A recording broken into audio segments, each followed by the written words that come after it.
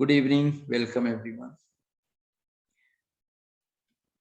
Yogena chittasya padena vacham malam sharirasya cha vaidyagena yopakurotam pravaram muninam padanjalim pranjaliranatosmi stuve padanjalim vyasam shankaram cha munitrayam kartrasutrasya bhashyasya kramad vivaranasya cha.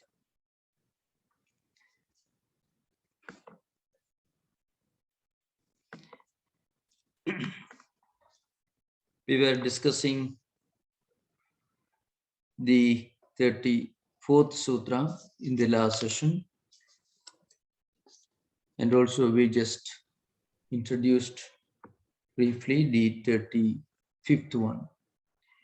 The 34th sutra directly discusses the practice of pranayama or controlling the breath.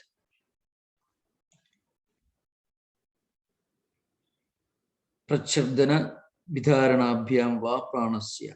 As I mentioned earlier, all these sutras are introduced as different means for acquiring this manasa, chittasya, sthiti. That's what Vyasa says, to acquire a level of a state of stability, tranquility, and peace. Many of these practices will be useful. We already finished the 34th sutra.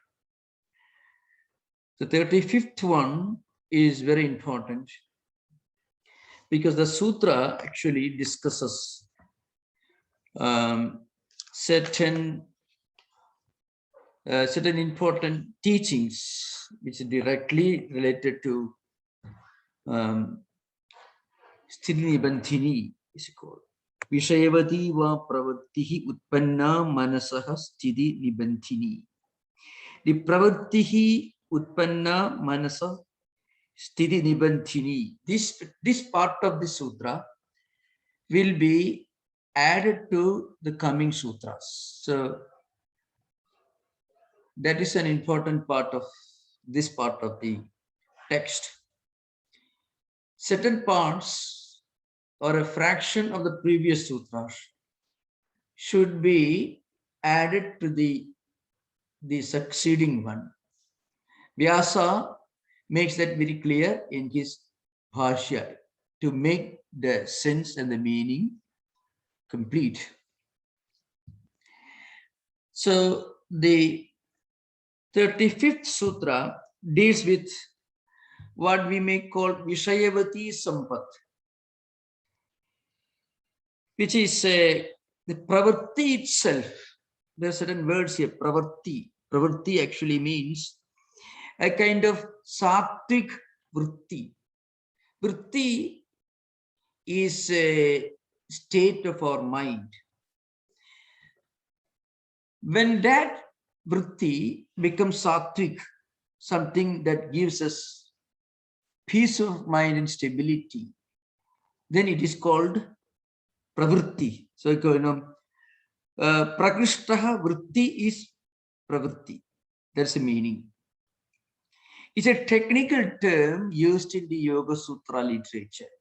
In fact, the meaning is different in Vedanta. Vedanta, pravritti means entirely different. This is an important area which we should specially keep in mind. In Indian philosophical systems, one term, one word may have a well-defined, well-structured meaning and definition in one system of philosophy. And the same word can have a different meaning in the context of another system of philosophy. It's more or less true in every system of philosophy. The words that you use in IT, for example, delete and things like that. It may have a different connotation in the normal literature vocabulary. So that more or less is true in ancient Indian philosophical systems. So pravritti here means prakashena vritti. I mean, vritti, as we know, vritti is is a means, an instrument by which we come to know something. Buddhi vritti, when the intellect recognizes something, the intellect produces a vritti related to something which is cognized, which is understood. So here it is a special kind of vritti. It is called prakrishta vritti. So it's called pravritti. It's a technical yogic term which means a subtle sattvic vritti through which some higher spiritual experiences are obtained. So only through that vritti you can get an experience. So in the coming sutras, you find, of course, in this sutra and also next sutra, Patanjali discusses various types of extra sensory experiences, transcendental experiences. And he makes a very interesting claim in his Bhashya that Vyasa says, without some kind of an extra sensory, what do you normally call supernatural, which is a very unhelpful term. Without that kind of an experience, actually you cannot have any conviction in spiritual ideas. That is the real problem. In fact, that is the very purpose. You see, when you drink milk, you get nourishment. It is obvious. So there is an action taking place and there is a result that is very obvious to us, which can verify. But here, how do you verify? There is no obvious means of verification. So then, suppose through these spiritual practices, you get some, let us say, some kind of a vision, some kind of, not hallucination, some kind of a suprasensory experience. Then you get the feeling, well, after all, it is not just words. There is something in that. That's what you, in fact, when you get that experience, then the borderline skepticism is removed. Till that moment, you cannot really believe in God. It's a fact. You cannot really believe in anything that you cannot actually verify in the laboratory of science. There's a very, it is psychological principle which Vyasa actually talks about. So in this sutra, Vyasa is going to speak about different suprasensory experiences, a kind of extra sensory perception which arises. And then also you really feel a kind of inner stability and freedom. Now here something very interesting to note. How do you verify that it is something genuine or it is some kind of a hallucination? Delusions, false thoughts, false ideas. People sometimes, delusions of grandeur. You feel you are Napoleon, or you are Jesus Christ, or you are Buddha, or Julius Caesar. You find, it's kind of delusions can be there. So grandeur, delusions of grandeur. People feel that way. Now, how do you really distinguish a genuine spiritual yogic transcendental experience from something that is absolute rubbish? There is a way, very simple way. Manasaha sthiti nibandhini. That is a sutra says. Your mind becomes calm and quiet, tranquil, peace, stable. Because you got inspiration, you don't go and fight with people. Then that's not, that kind of inspiration is not something very desirable. If you claim that you had a vision of some God or somebody, and then you get angry with other people, that is just the opposite of it. Sthiti nibandhini means when the mind becomes calm and quiet and tranquil, which gives you an inner stability, tranquility, peace of mind. Then that experience is a spiritual experience.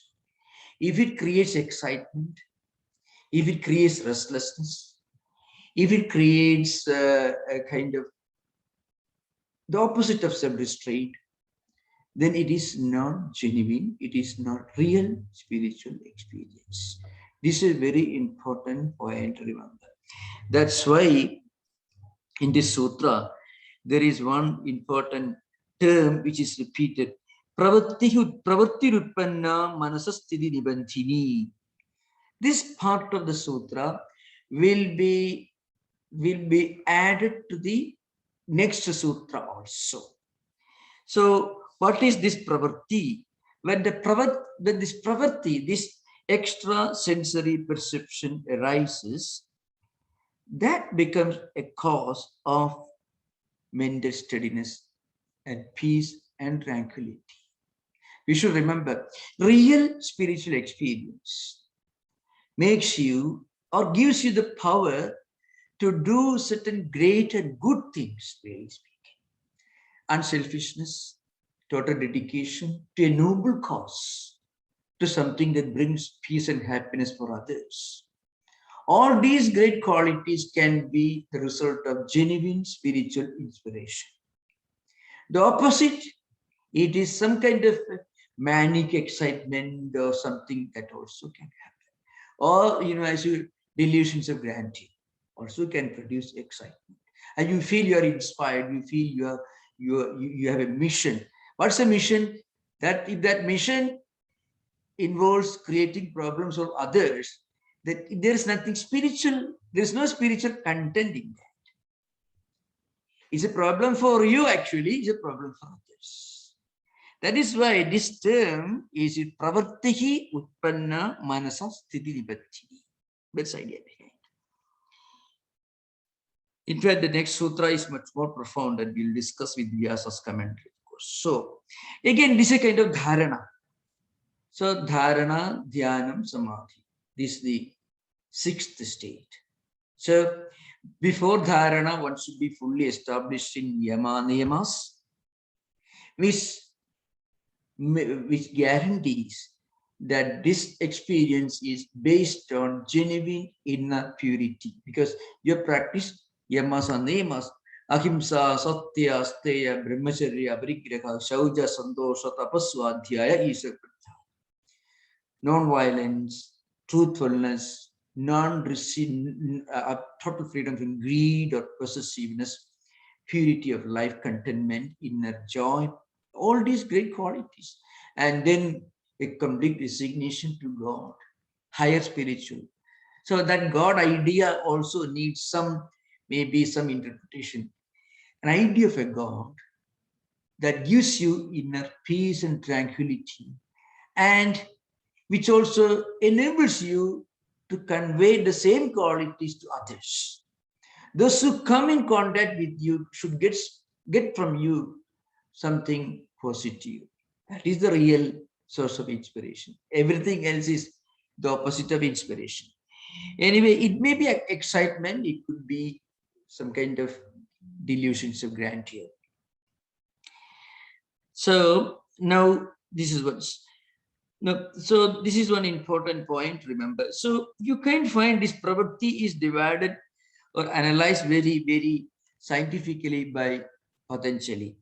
One is Vishayavadi Samvat, ability to understand things. So when you do dharana, concentration, the tip of the tongue, or maybe on some other parts of the system, then you are able to experience some auspicious smell, divine vision, and things like that. That is some kind of extra sensory perception.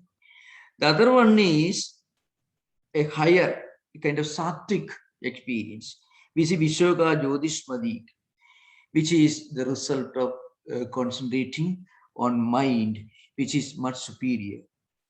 So, Va Vishoga Jyotishmadi Pravatidutpanna Manasasthiti Nibandhini, etc. is mentioned here.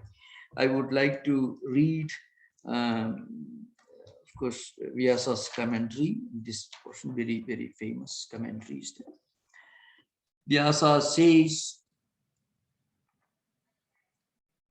Nasiga Gre Dharayataha Asyava Divya Gandha Sambit, Sa Gandha Pravurtihi, Jikhwagre Divya Sambit, Taluni Rupa Sambit, Jikhwa Madhye Sparsha Sambit, Jikhwa Mule Shabda Sambit, Ittedaha. I mean, Vyasa says.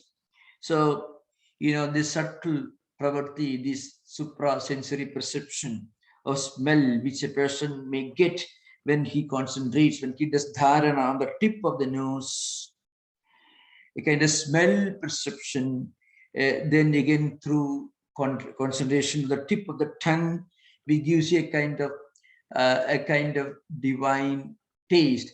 In this context, we should remember that taste or that smell has nothing to do with our sensory organs. You don't get that smell through your nostrils and you don't get that taste through your tongue.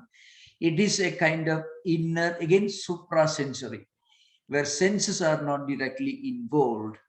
Pravrittasya utpannas chittam sthido nibadhanti samshayam vidhamanti samadhi prajnayam cha dwari bhavanti iti. That is a famous oft-quoted statement from Vyasa Bhashya. What it means is the awakening of these higher perceptions.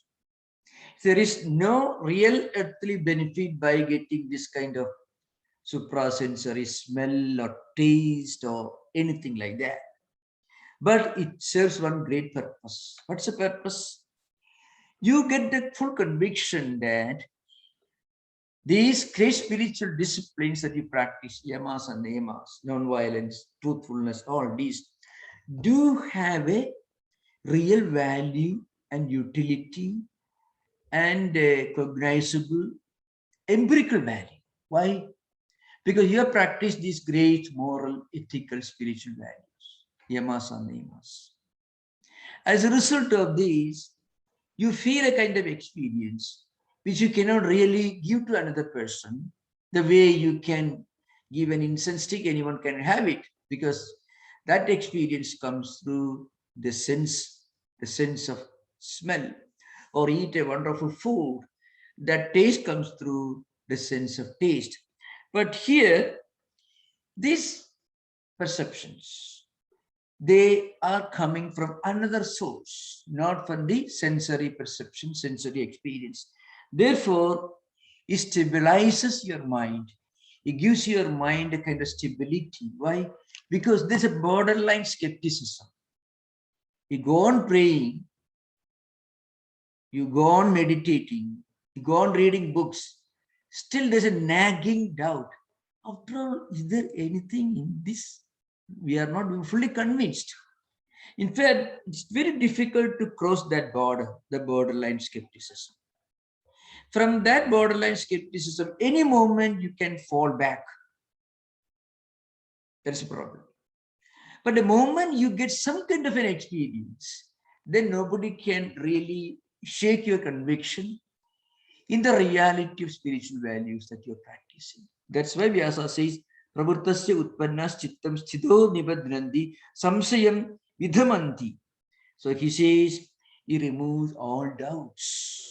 Otherwise, how do you remove doubts? Everything else you can verify. If you buy something from Trader Joe's, you can taste it and test it. Or if it's an intellectual idea, which doesn't have anything to do with our inner experience, you don't really worry about it. Another intellectual idea can negate it. One intellectual idea, which purely an intellectual idea, can be negated by another intellectual idea. Logic can work both ways.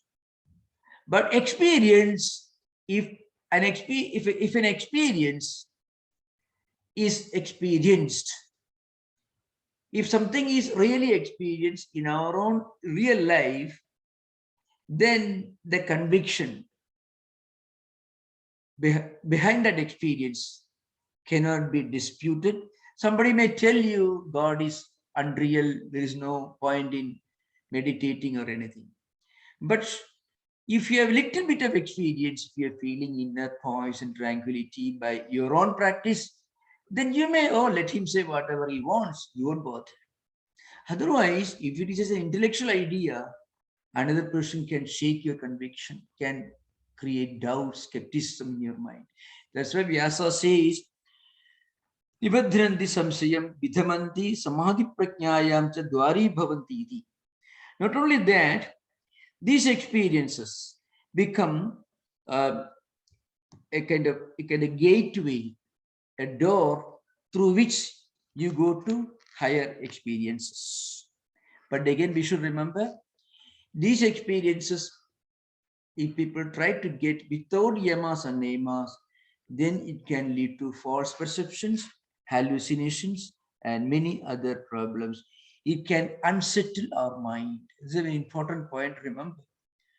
People can get excitement if they practice a lot of pranayama and concentration without getting some discipline, without following some discipline, the yamas and niyamas. This is an important point because concentration and pranayama generate energy and heat within the body. Now, that energy should be properly utilized. It should be restrained. It should be properly handled. How do we do that? Through yamas and niyamas. If a person practices the dharana, means kind of, it doesn't really become dharana, something which he claims to be dharana, higher concentration. Without yamas and niyamas, then what happens?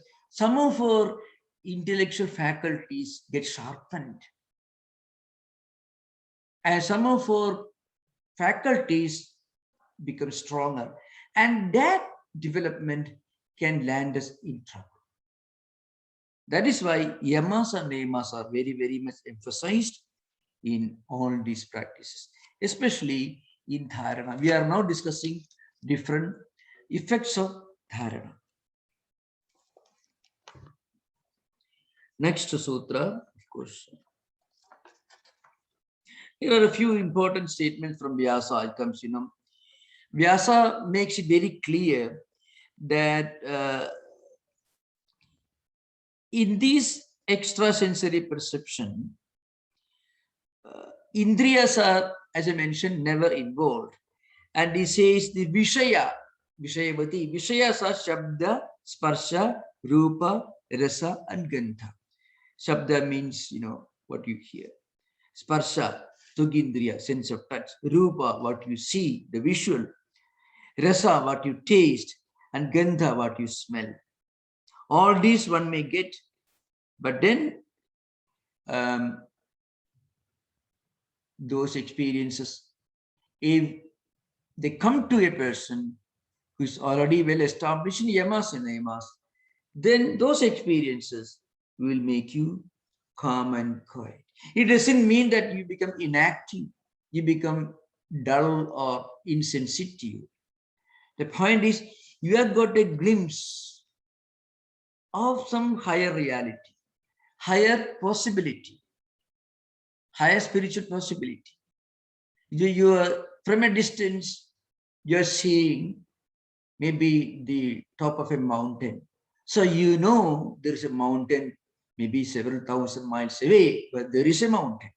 Of course, you have to go there, you have to reach, you have to travel a long distance. But if you don't see the top of the mountain from anywhere, you are not very sure there is a real mountain.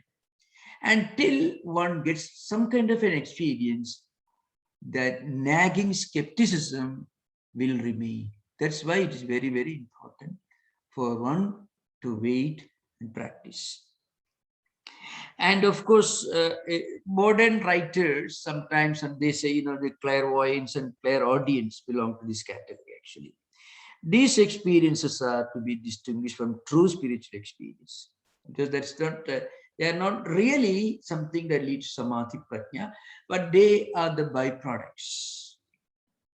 We start a factory not to get byproducts, but products. Byproducts are part of the production process, which we may use or we may throw away. But in yoga structure, it is not something that you give a lot of importance to. You don't give much importance to byproducts. So all these are byproducts. They are not the main products. The main purpose is the samadhi prajna.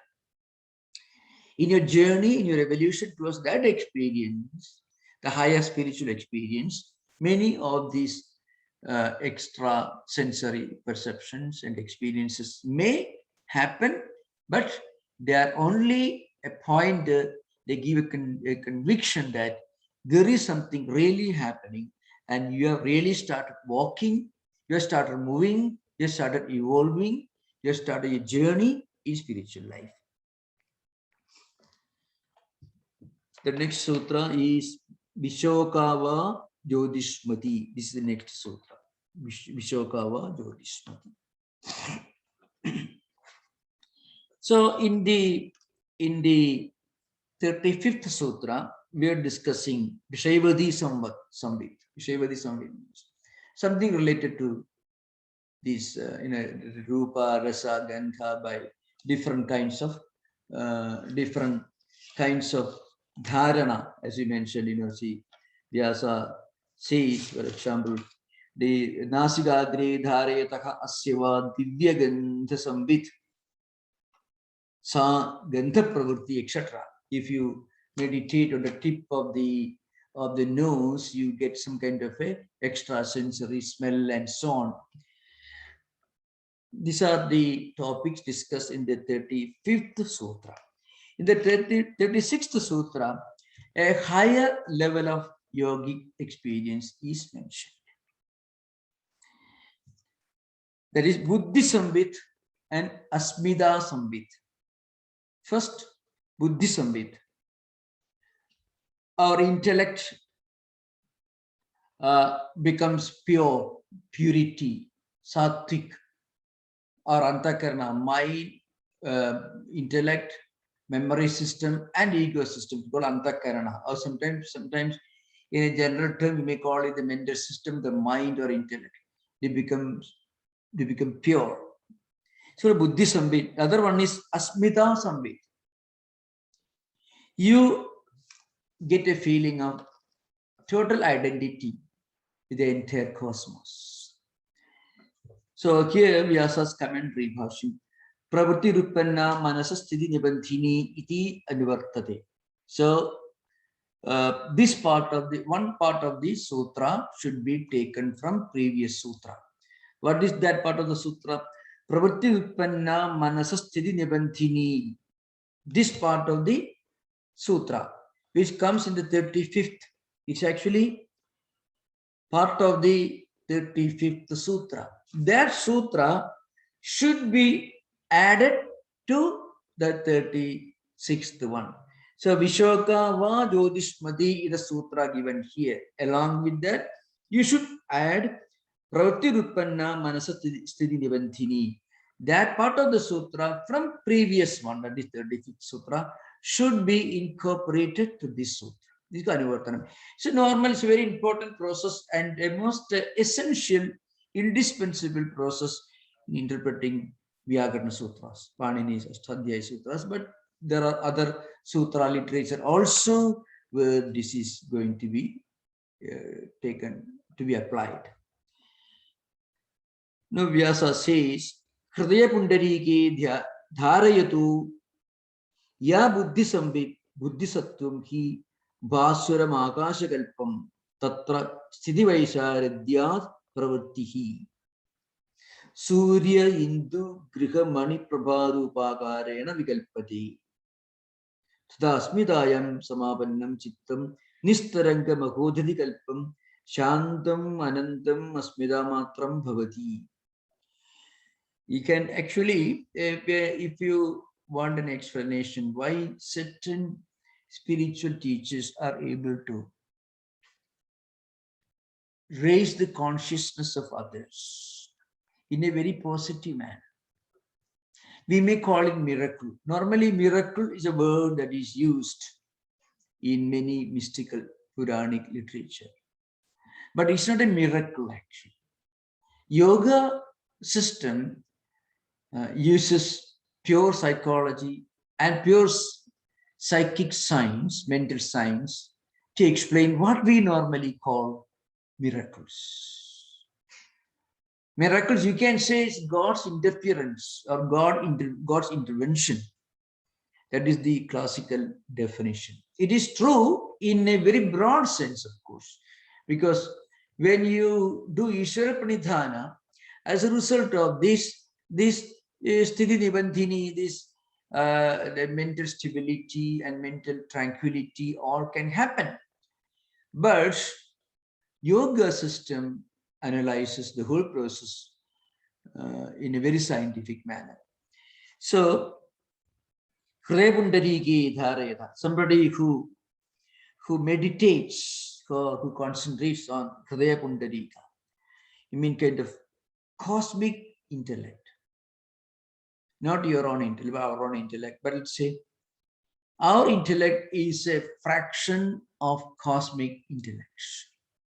With this full conviction, you meditate on that cosmic intellect. Then what happens? Buddhism with Buddhisattvam. Then our buddhi becomes resplendent and it becomes Akashakalpa, means infinite without a boundary, eternal, infinite. Then it becomes very broad, very pure. It gets freed from all inhibitions and wrong ideas. That's why, Buddhism with means purity of our whole mental system. So real dharana, real concentration done by a person who has already established himself in yamas and niyamas, who is leading a pure life, who is having the inner contentment, is totally unselfish. Such a person's mind automatically becomes pure. It doesn't mean that he is able to please everyone or he will try to please everyone. So remember, deliberate attempt to please somebody is the proof of the opposite of this. That's an important point. Remember, if somebody deliberately tries to please you, he is not a yogi. Certainly he is not a yogi. He may be anything else. Maybe the opposite of yogi. But this is an internal spiritual journey. As a result of this, our mind becomes pure. And our mind becomes, that's why it said, Bhaswaram. It means resplendent. It is effulgent. And Akashakalpa means just like as broad, as infinite as the sky. Tatra sthiti vaisharadhyad. So first of all, there is total stability, and there is also vaisharadhyam. Vaisharadhyam, it could mean expertise, efficiency. Here it means purity. So that mind and intellect becomes so pure and so stable. Pravatihi, again the prakrishta vritti means that sattvic vritti, the sattvic the ability to understand, recognize and identify in a sattvic manner. Surya Indu Graha Mani Prabha Rupakarena Vikalpati. So what happens? Then one's intellect, buddhi, becomes effulgent, like Surya, means sun, Indu means moon, Manikalpa means the planet, or as a luminous, brilliant jewel. I mean, a kind of inner purity, inner tranquility, inner effulgence. This next part of the bhashya is very important. Tatha asmidayam samapannam chittam nistaranga mahodhati kalpam shantam anantam asmidamatram bhavati. So, due to this domination of Sattva-guna, all shoka, all sorrow goes away. It's called Bishoka. And one becomes radiant, stability of mind and also purity of mind, can be illuminating efficiency of the mind can be achieved. But more important than there is a tata asmidayam samapan. Again, asmida here means, normally asmida means asmi. I mean, aham asmi. I mean, I am. But here asmida means cosmic ego, not individual ego. So when a spiritual seeker concentrates on cosmic mind, then he's able to connect with the entire humanity. Well, to give an example, of course, this could be explained in it, but there is a yogic way of explaining. Swami Vivekananda's Chicago address. Now, Vivekananda was an unknown person, and he came. His dress was totally different. He looked different when he came in 1893, and he didn't have a letter of recognition or letter of introduction. He got something from a great well-known professor, but somehow he lost it. And he was given a chance to speak in the Parliament of Religion. And Vivekananda's Chicago address, actually, if you do it in the normal pace, it may last around 8 minutes, maybe 6 minutes, 7 minutes, the first Chicago address. Now that Chicago address had a tremendous impact on the listeners. Now here, of course, there is a yoga way of explaining this. Vivekananda, if you read this Chicago address, he doesn't speak about any particular religion. He speaks about the universal spiritual aspiration of humanity. That's the intellectual content. But as a practitioner of yoga, it may be that he had meditated upon the cosmic mind.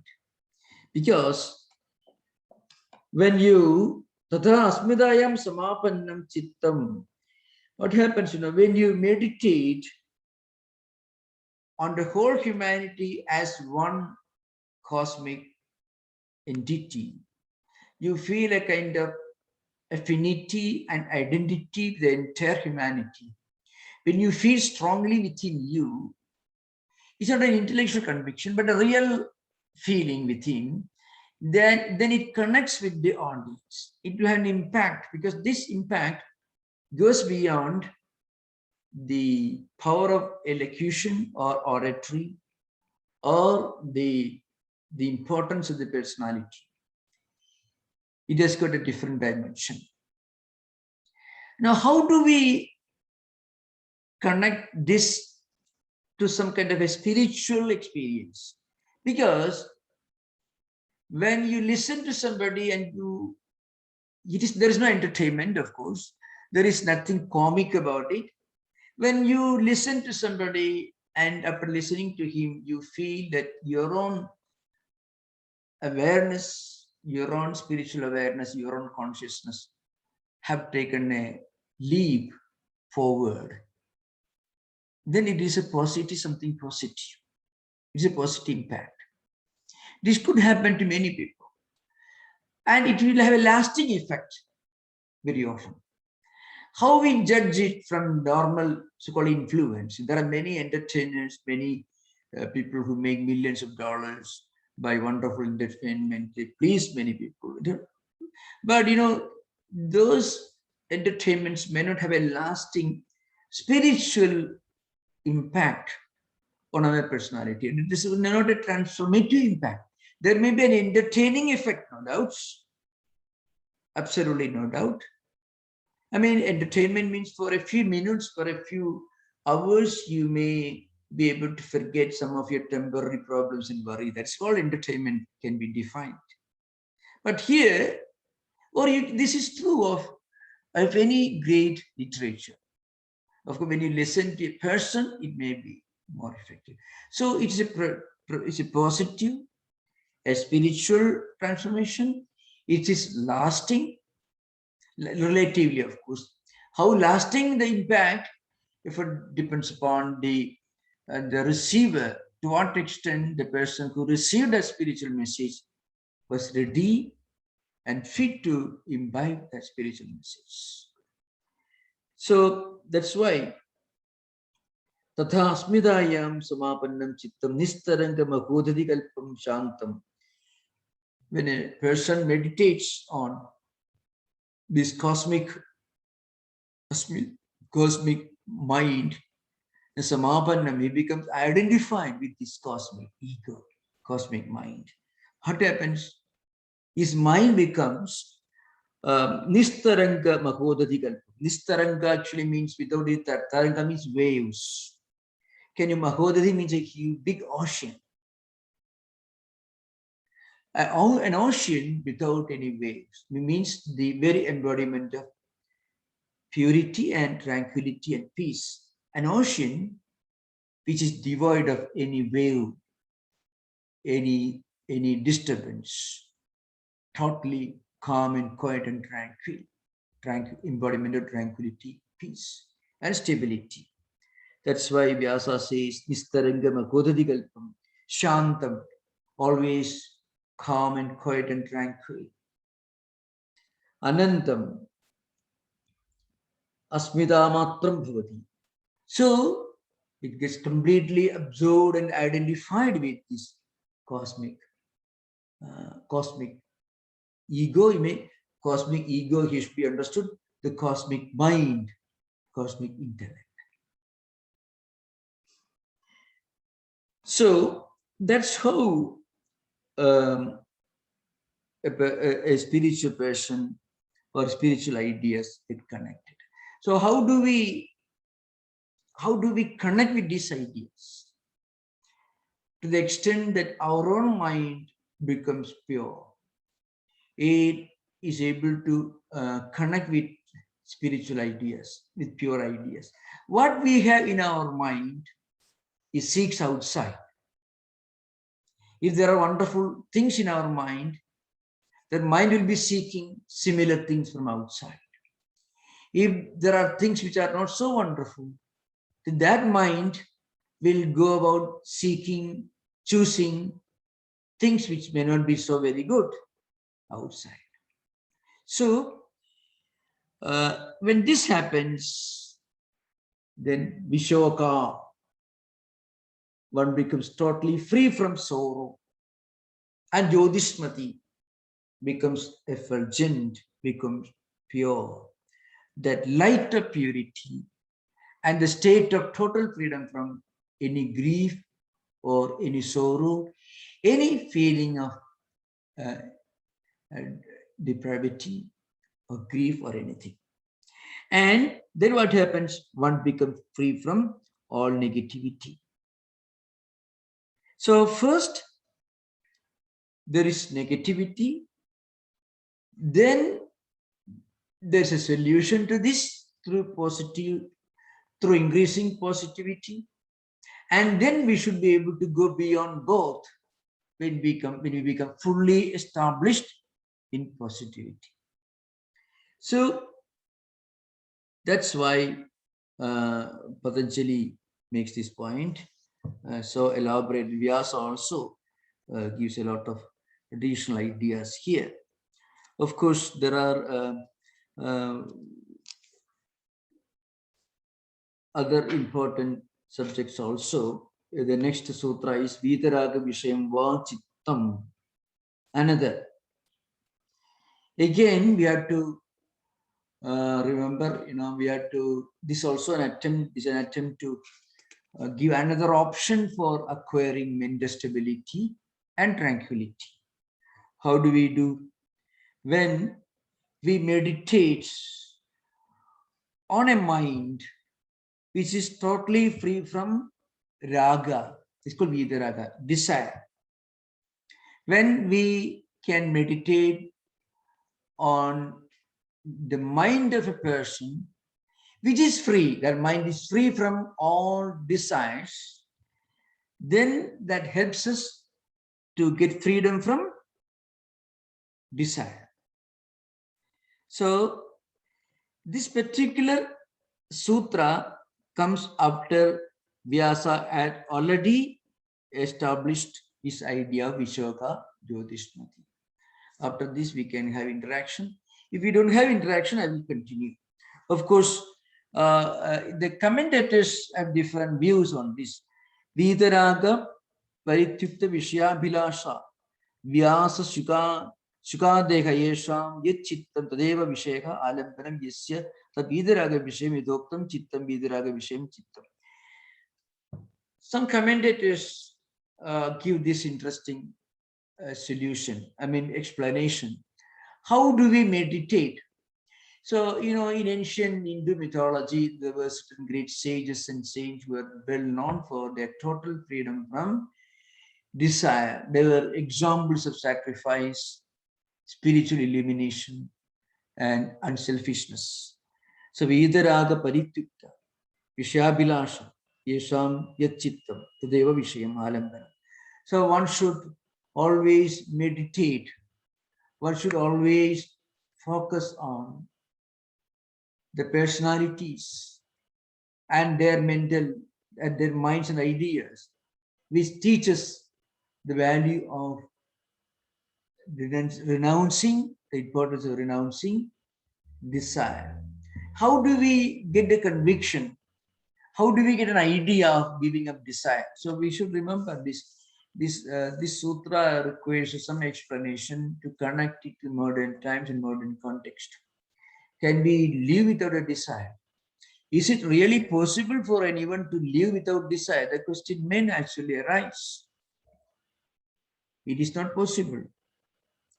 But when a spiritual seeker practices yamas and niyamas, what happens is, first of all, he develops a higher desire to practice yoga, to practice meditation, and all that. And as he evolves, as he progresses through practice of these yamas and niyamas, he develops a sublime desire.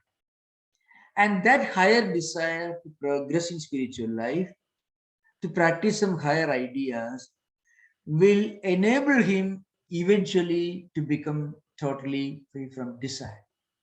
So nobody can really become free from desire by taking it as a choice. First, we must give a promotion to our normal desires.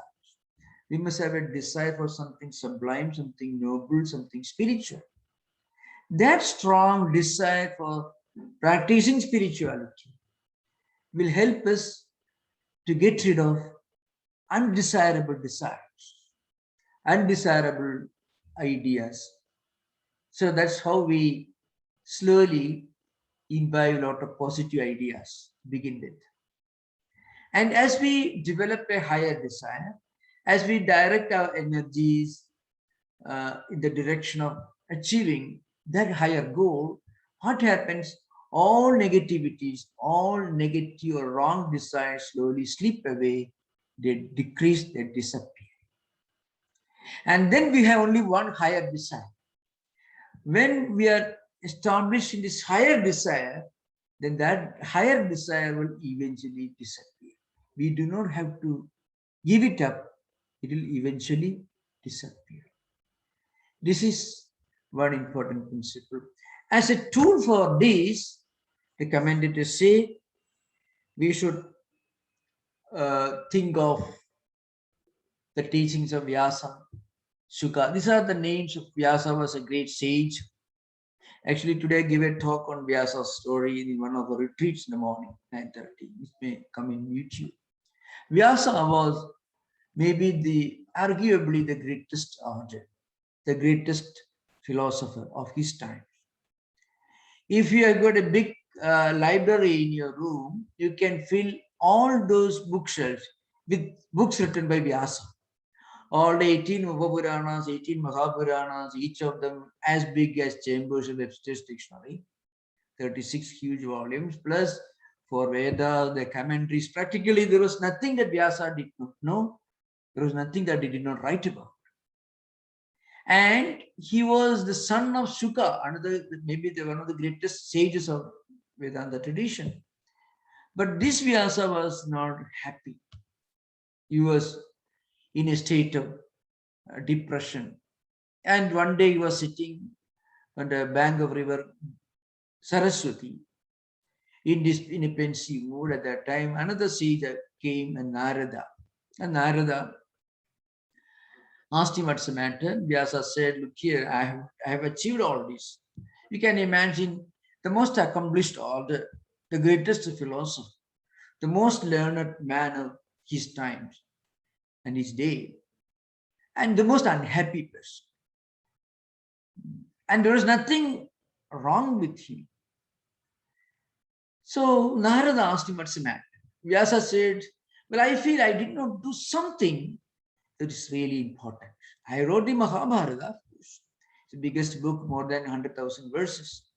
And 4 Vedas, he himself taught to 4 of his disciples, Rig Veda, Yajurveda, Samaveda, Atharvaveda, and 18 Mahabhuranas, 18 Upapuranas, Vyasa Smriti, and the Bhagavad Gita itself, a small fraction of Mahabharata. So practically there was nothing that Vyasa did not know, or that he would have decided for. And he was unhappy. Vyasa said, I did not do something that's really worthwhile. I did not write anything that will help people to know what they should do to achieve their spiritual goal. I did not write about God and his incarnations, Vishnu and his 10 incarnations. Then Narada told, you're right, you write it. So Narada asked him to write, and according Narada taught him Bhagavata.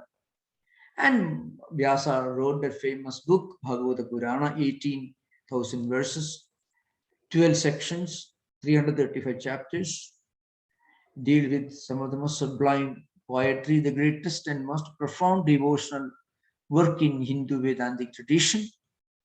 Now, and the moment Vyasa finished, when he came to the end of the last section, the last chapter of the 13th chapter of the 12th skandha, then reached the 19th sloka, perhaps, he concluded Satyam Param Dhimahi. I meditate on that supreme truth, effulgent truth. With that, he completed. There are one or two slokas which actually, which actually praise spiritual practices like taking the name of God and so on. Vyasa got peace of mind.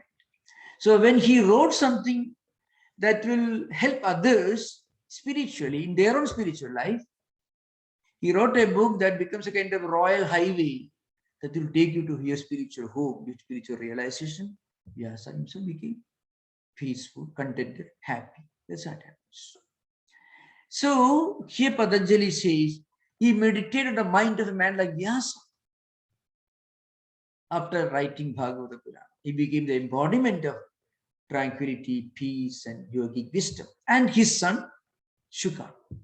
So that's why the commentator says, Vyasa Shuka Deha Yesham Yachittam Tadeva Vishim.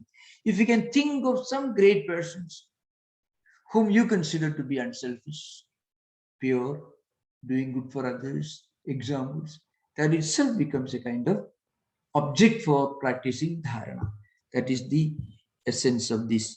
Vidaraga Vishayam Va Chittam. The mind which has given up hankering for objects, that's called Vidaraga. Vidaraga means a person who is not worried about anything.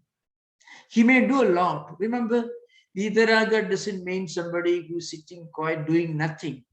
That's an important point, remember. A person who is doing nothing is not necessarily free from desire. He may have much more desire than the most active person in the world. So, how do we know a person is actually free from desire? He's doing so much, but doesn't want anything for himself. Then only you know that he is free from desire. If he's sitting quiet somewhere, there is no whether he's actually a great sage or maybe the opposite of it. He may be all burning. There's a story in Patsatantra goes. A tiny child was walking through market. Maybe think of, let us say, centuries back in the city of Kashi, the holy city. There are many monkeys. Now if you go to some of these places, you can monkeys. So a tiny child was holding some fruit in his hand, going with his father to the market. and a monkey was sitting there, calm and quiet. The child thought, oh, this monkey is so disciplined, calm and quiet without a movement, sitting. And he exclaimed to his father, oh, father, the monkey is sitting so calm and quiet and tranquil. Then father told him, the little boy, you wait. And in one instant, the monkey jumped and took away the fruit from his hands. So the monkey was meditating on the fruit that the child was holding in his hands, because he needs a lot of focus to jump and grab it and take it away. Now, that could be the nature of a very inactive person. So you know a person to be totally free from desire only when you find him active. At the same time, he doesn't want anything for himself. Then he is free from desire. So if you can think of, visualize such a person and his mind, that is also one way to acquire mental stability, tranquility, and peace. We will continue the discussion on the 37th Sutra in the coming question. Thank you. Namaskar. Now we can have interaction.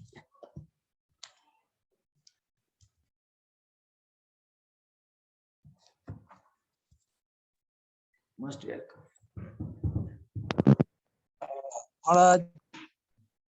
Question. Yeah.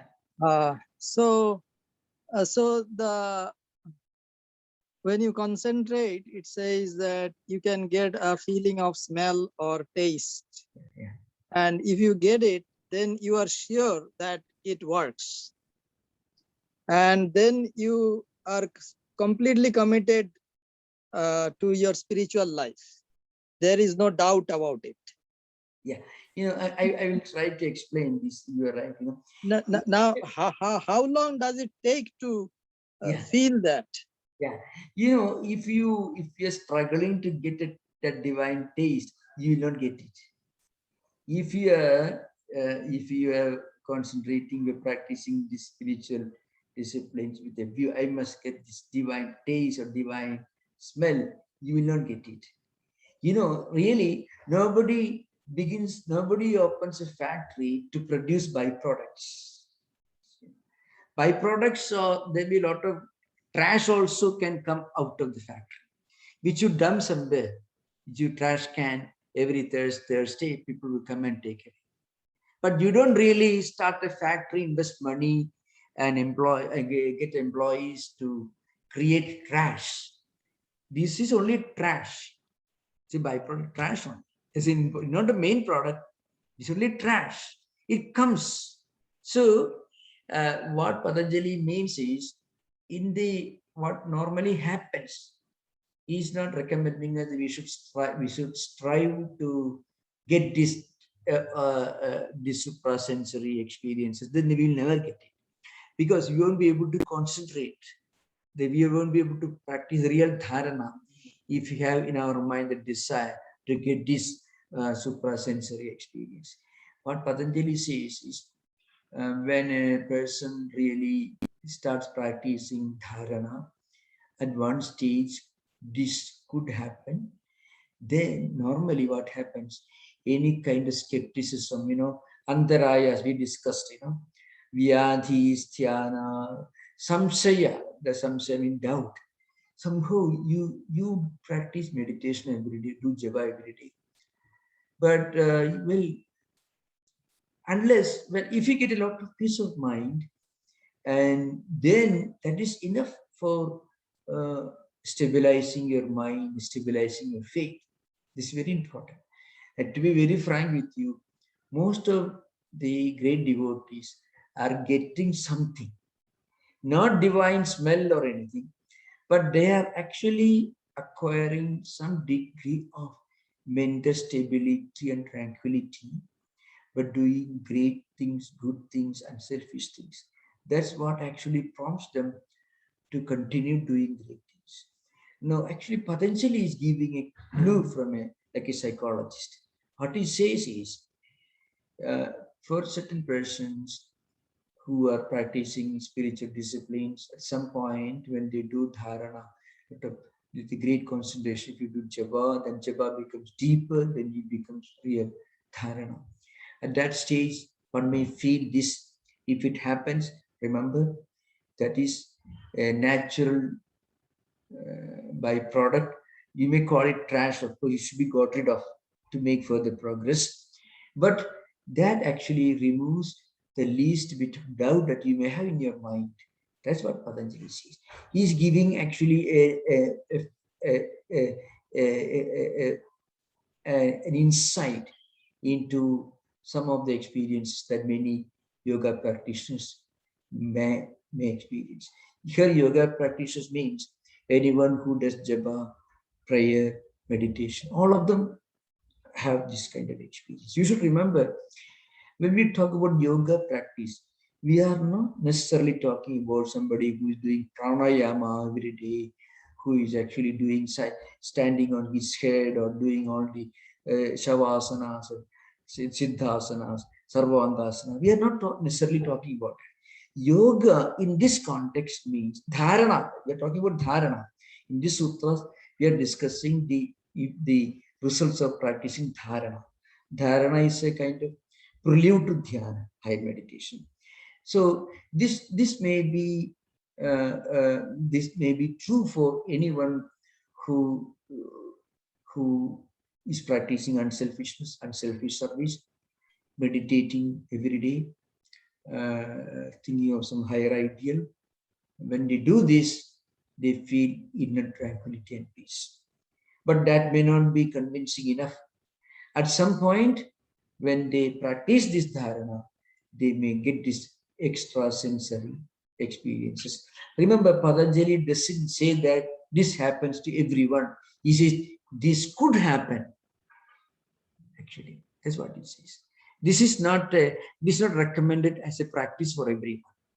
Patanjali is giving an example of some of the vibhutis, means some of these suprasensory experiences that people may get in the practice of yoga. That's what he's talking about. It is not a main practice. Yamas and niyamas are very important. Remember, actually, pranayama, the moment the elaborate pranayama is not compulsory. Yamas and niyamas are absolutely a must. That's important.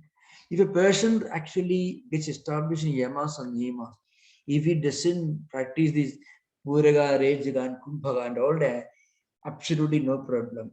And if he practices concentration, he will progress. He may experience some of this. That's what he's talking But is it considered as vibhuti? I mean, this feeling, the smell, is it considered as vibhuti or just a milestone in your progression?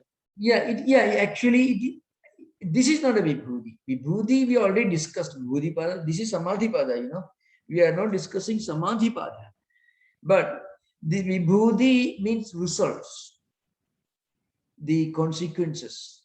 And vibhuti literally means some of the divine qualities, some of the extra sensory powers and qualities that you acquire through the practice of yoga. So this actually belongs to that category. So in the broad sense, you can say these are some of the results, but nobody really takes them seriously. Nobody even talks to them. Actually, to be very frank with you, for the first time in modern age, Swami Vivekananda who actually expounds all this in his complete verse. Raj Yoga lectures. That's all. But what Vyasa wrote, Swamiji explained. This is not a mainstream spiritual discipline that's recommended, not at all. Just as you're driving from here to Sacramento, somebody may tell you, well, on the way you see this building, that building. You are not traveling to see that building. Somebody may inform you on the way you may see that building. You may see maybe a field of almonds or whatever it is. That's all. But you are not driving. You are not aiming to see them. You may see them. That's what I say. Remember. If you see them, make sure you are on the way to Sacramento. That's the road takes you to Sacramento. But you don't drive to see them. No? That's it. And then you are sure that this is the road that takes you to Sacramento. Somebody had told you on this way, there are fields, there is this factory, there is that business. office, maybe all these IT companies are stationed there. So somebody had told you, so you're driving. Oh no, I know I'm on the right road. That's okay. That's is it clear? Yes. Thank you. Thank you.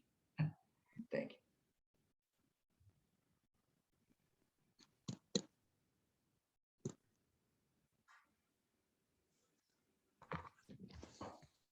Pranam Maharaj, Yes. I was wondering if you could answer a question for me. I've been reading the Gospel of Sri Ramakrishna, specifically the chapter where he talks with Vijay Goswami. Yeah. And he says that the jiva is nothing but the embodiment of Satchidananda. But since Maya or ego has created various upadhis, he has forgotten his real self. Each upadhi changes man's nature. Yeah. And then in the next paragraph, he says, money is also a great upadhi. Yeah. So Money. Okay. Yeah, this is a new term for me.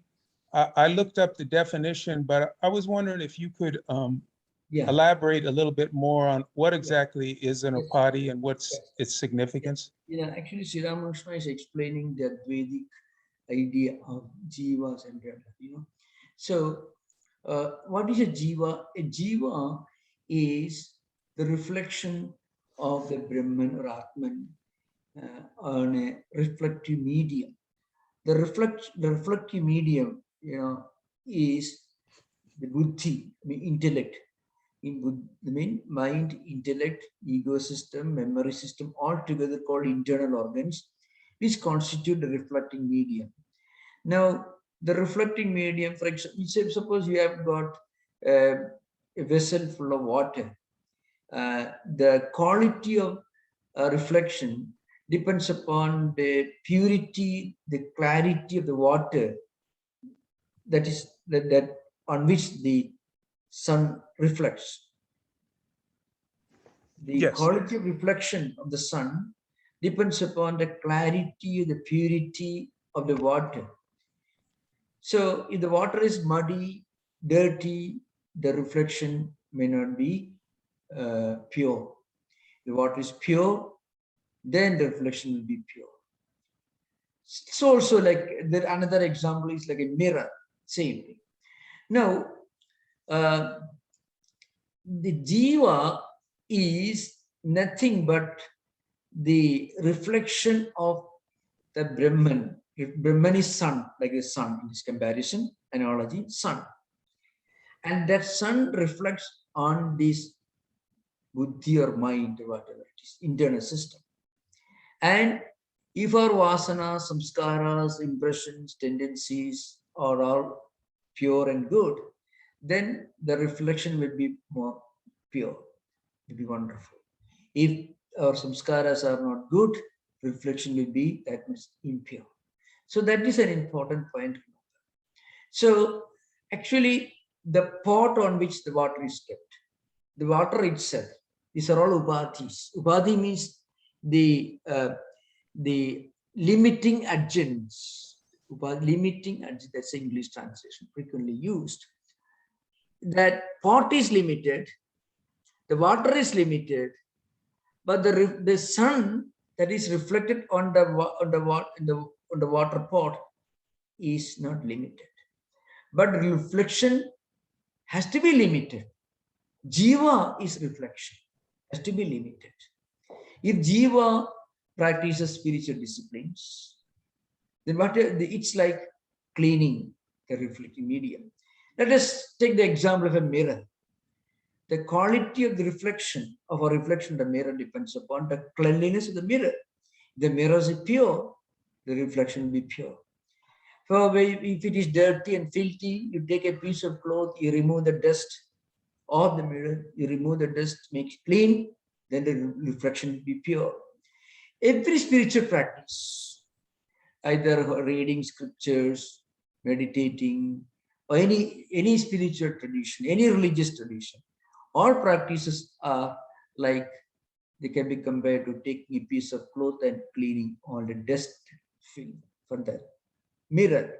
Once our mind becomes pure, the Atman will reflect in all its clarity and purity under reflecting medium. That is a upadhi, it's called upadhi. So all jivas are reflections. Jivas have got so many karmas, different karmas accumulated through so many life cycles. To be cleaned, then the reflection will be pure. That's the idea, right? So that's why Sri Ramakrishna gives the example. In the Vedantic tradition, there are three main analogies used in the scriptures. One is Bimba Pradibimba, means the reflection, the reflecting medium and the reflection, the sun and the reflecting medium. The other one is a pot, a space within the pot, and a space outside. See, outside there is space, because we have a pot. The space outside is infinite. The same space within the pot is limited. It is limited by the shape and size of the pot. But actually, the space is not affected by the size of the pot. You break it, then there is what you call Ghatakasha, means the Akasha space limited by the pot merges with the space unlimited by the pot. Ghatakasha joins Mahakasha. Mahakasha means the great space outside. Ghatakasha means the space that is apparently limited by the Ghata. You break it, it becomes one. So it's not really limitation, but apparent limitation. So another example is if you have got a red flower and a crystal. If you bring a crystal close to the red flower, the redness of the red flower will reflect on the crystal. But if you take it away, it's gone. So there are different analogies used in the Vedantic text. Sri Ramakrishna is explaining this upadhi. We are all jivas, we are all reflections. So all our prayers, meditative practices are just like cleaning the reflecting medium, the cleaning of the mirror, and the reflection becomes wonderful. This idea. Yeah. Thank you.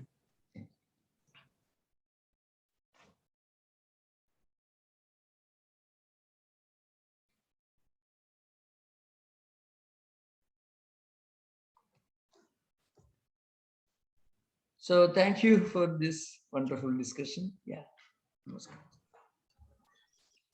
Now we have a very important item, announcement. You know, there will be no Yoga Sutra classes on 5th and 12th of September. That's because we have an online retreat. It's called Labor Day Retreat. It's an online program on 4th, 5th, and 6th. That is Saturday, Sunday, and Monday. Labor Day Retreat, 4th, 5th, and 6th, Saturday, Sunday, and Monday, September 4, 5, and 6. From 10 a.m. in the morning to 11:30 a.m. So 10 to 11:30, there will be half an hour question answer, and there will be a lecture for 1 hour. And the subject is the search for immortality. Search for immortality. It is based on an episode from the Vedas. An episode from the Vedas, Search for Immortality. Please remember, the Labor Day Retreat is online. Labor Day Retreat is on 4th, 5th, and 6th, Saturday, Sunday, and Monday, based on the Vedas. And therefore, we will have no Yoga Sutra class on 5th and 12th. I will be away on 12th. So this is an important announcement. Another announcement is the next Yoga Sutra class will be on September 19th, as usual, from 6 p.m. to 7:30 p.m. But I hope all of you will be able to attend this Labor Day retreat that is on 4th, 5th, and 6th September, Saturday, Sunday, and Monday morning, 10 a.m. to 11:30 a.m. You can get information from our website homepage. If you go to Google, Vedanta Society, San Francisco, if you type, you'll get it, or Vedanta Society of Northern California, San Francisco, you can get, or just savedanta.org, you'll get website, you get information. Zoom link is all given there in our website homepage. Okay. Pardon me, Maharaj. On the 19th of September, Yeah. will the starting time continue to be at 6 o'clock, or will the starting time shift to 7:30? Did I misunderstand? No. Starting time the same, no change. No, Very no good. Thank you. change. Thank you, Maharaj. Please remember. Thank you. So September 19th, 6 p.m. to 7:30 p.m. Yoga Sutra class. The time remains the same. There'll Very be good. no change in the time. Very Okay. good. Thank you. Thank you. Thank you. Om Shanti Shanti Shanti Harihi Om Tat Sat. Sri Ramakrishna Pranamastu. Pranam.